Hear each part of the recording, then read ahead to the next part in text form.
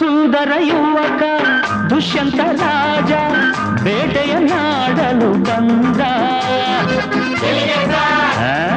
ಕಾಡ್ಗೆ sir ಬೇಟೆಯ ಮರೆತು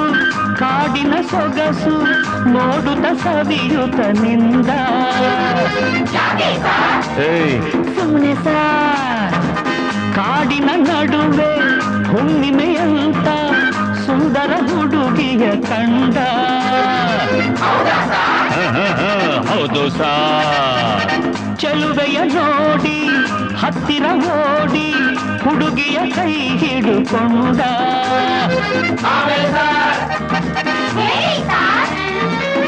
ಹತ್ತಿರ ಕರೆಯುತ್ತ ತೋಳಿಂದ ಬಳಸುತ್ತ ಕಣ್ಣನ್ನೇ ನೋಡುತ್ತ ಪ್ರೀತಿಯ ಮಾಡುತ್ತ ಯಾರೇ ನೀನು ಚೆಲುವೆ ಅಂದ ನಿನ್ನ ಅಂದ ಚಂದ ಅಂದ